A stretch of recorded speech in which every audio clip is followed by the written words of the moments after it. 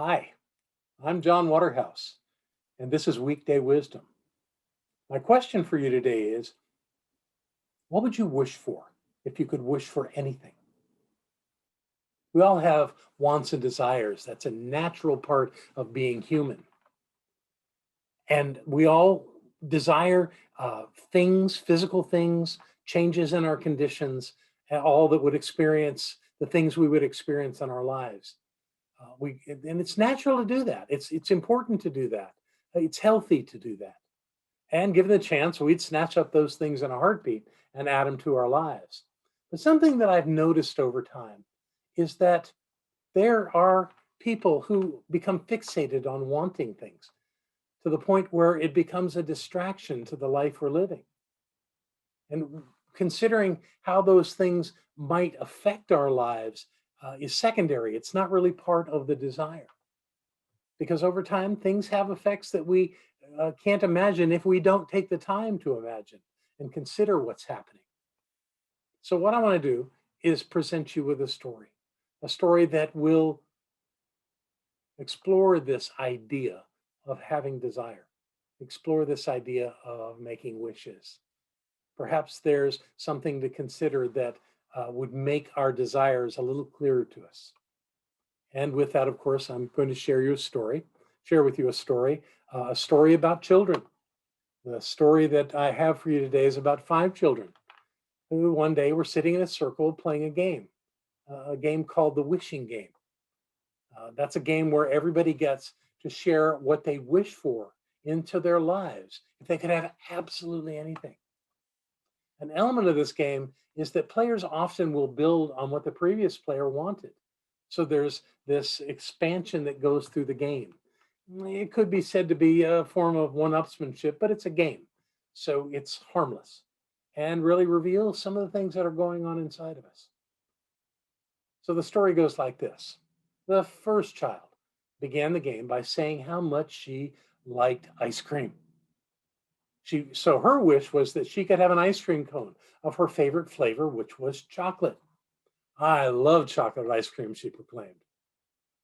The second child, who was a bit older, said, my wish would be to own an ice cream factory, a place where I could go and get all the ice cream that I wanted. Now, the first child that just wanted the cone said, that's really clever. With an ice cream factory, you could get ice cream anytime you wanted, and you could get it whenever you wanted because it was your ice cream factory. She was very impressed. So that way, the ice cream, having a single ice cream cone was one thing, but having ice cream forever was something much, much richer, much appealing to the first girl.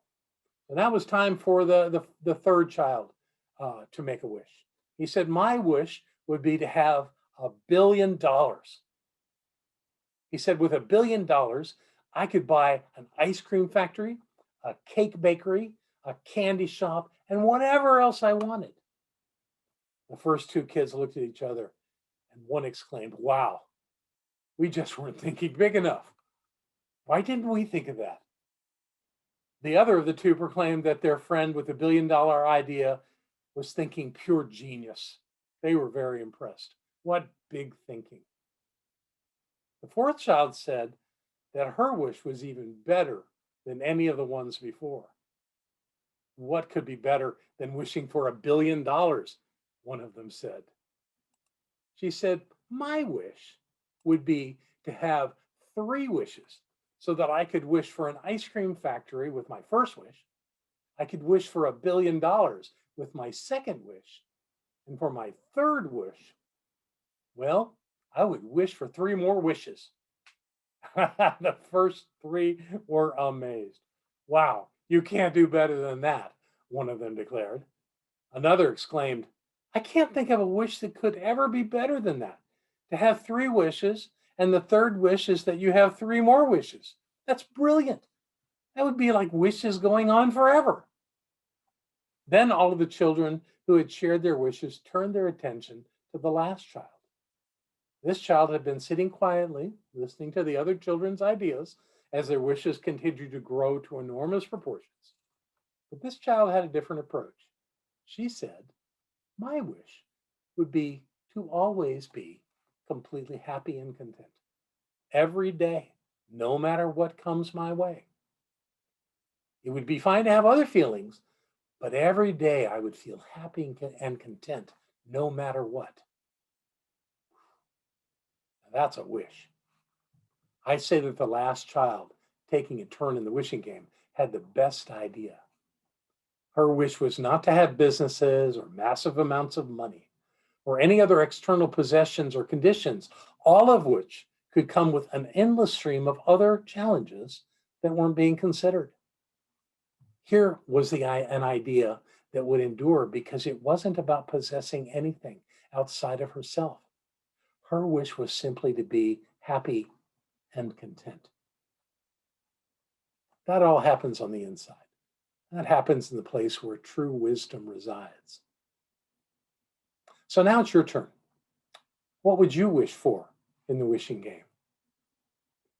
And think about this. If you're really smart with your wish, it could be that you already have within you exactly what you would be wishing for. Think on that for a while.